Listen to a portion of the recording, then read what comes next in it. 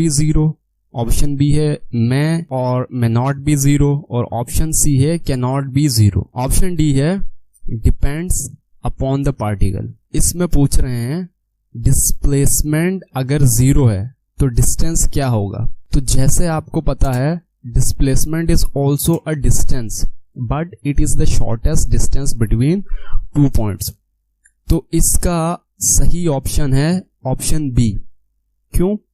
क्योंकि हो सकता है कि ऑब्जेक्ट जो है वो सर्टेन डिस्टेंस कवर करके वापसी अपने इनिशियल पॉइंट पे आ जाए। तो जब वो इनिशियल पॉइंट पे आ जाएगा तो उसका डिस्प्लेसमेंट क्या हो जाएगा? जीरो, बट डिस्टेंस जीरो नहीं होगा। इसलिए डिस्टेंस में बी और मे नॉट बी जीरो। हो सकता है डिस्टेंस भी जीरो हो अगर उसने मूव ही नहीं किया, लेकिन अगर उसने मूव किया है तो डिस्टेंस कुछ भी हो सकता है, लेकिन डिस्प्लेसमेंट जीरो तब होगा जब वो दोबारा से अपने इनिशियल पॉइंट पे आए। जैसे इसकी मिसाल है, एक ऑब्जेक्ट जो है वो यहां से शुरू करता है मूव करना और मूव करके जाता है और वापसी इसी पॉइंट पे आता है, तो इसका डिस्प्लेसमेंट जीरो है, बट इसका डिस्टेंस क्या है? इस सर्कल का सरकमफेरेंस। सही है, तो इसका ऑप्शन है ऑप्शन बी।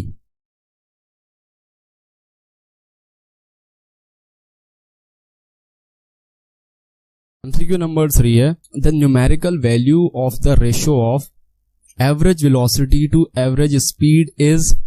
ऑप्शन ए है always less than 1, option B है always equal to 1, option C है ऑलवेज मोर देन 1, और ऑप्शन डी है इक्वल टू और लेस देन 1। यहां पर दो चीजों का रेशियो लिया जा रहा है, एक एवरेज वेलोसिटी का और एवरेज स्पीड का। हमारे पास एवरेज वेलोसिटी का फॉर्मूला होता है डिस्प्लेसमेंट अपॉन टाइम, और एवरेज स्पीड का फॉर्मूला होता है डिस्टेंस अपॉन टाइम। सही है। अगर हम इनका रेशियो ले लें, यानी इन दोनों को डिवाइड कर दें, तो वो क्या आंसर होगा इन ऑप्शंस में से चार जो गिवन है। तो अब देखो डिस्प्लेसमेंट जो है वो डिस्टेंस के बराबर हो भी सकता है और इससे कम भी हो सकता है। डिस्प्लेसमेंट कभी डिस्टेंस से ज्यादा नहीं हो सकता।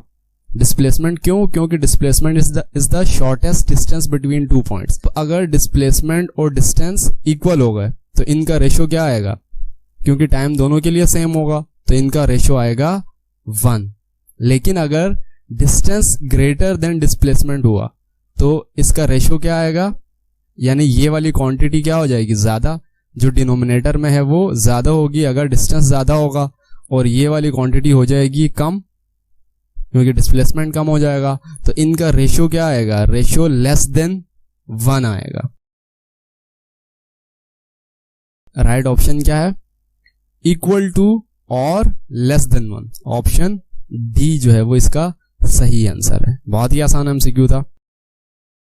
फोर्थ एमसीक्यू है the numerical value of the ratio of instantaneous velocity to instantaneous speed is.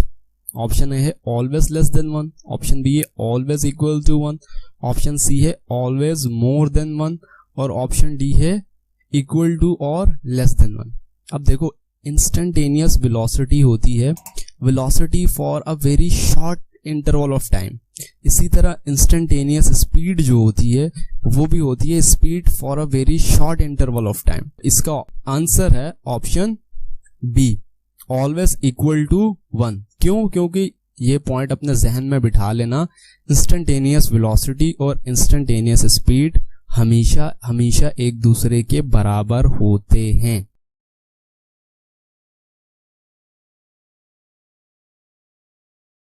अगला एमसीक्यू है the angle between velocity and acceleration during the retardation motion is 180 degree, 40 degree, 45 degree और 0 degree.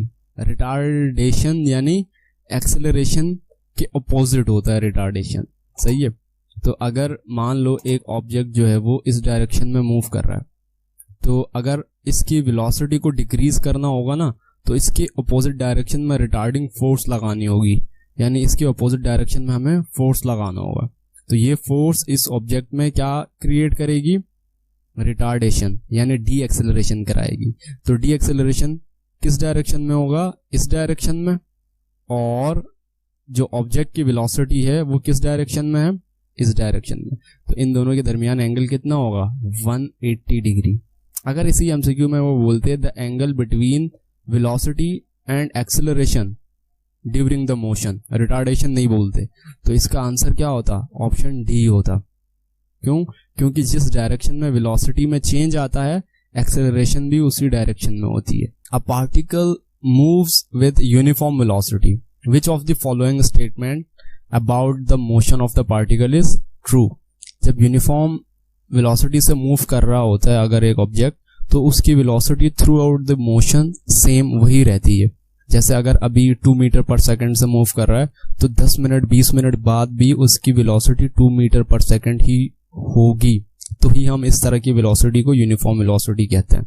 जब अगर velocity uniform हो तो क्या होगा, option देखो ए है इट्स स्पीड इज 0, ये हो ही नहीं सकता क्योंकि वेलोसिटी है तो वही उसकी स्पीड है। इट्स एक्सेलरेशन इज 0, ये बात जो है वो सही है। क्यों, क्योंकि acceleration is the change in velocity, और वेलोसिटी में चेंज ही नहीं आ रहा, वो 2 मीटर पर सेकंड 2 मीटर पर सेकंड 2 मीटर पर सेकंड ही है। अगर मैं 2 मीटर पर सेकंड में से 2 मीटर पर सेकंड माइनस कर दूंगा तो 0 आंसर आएगा, तो यानी एक्सेलरेशन क्या हो जाएगा उसका 0।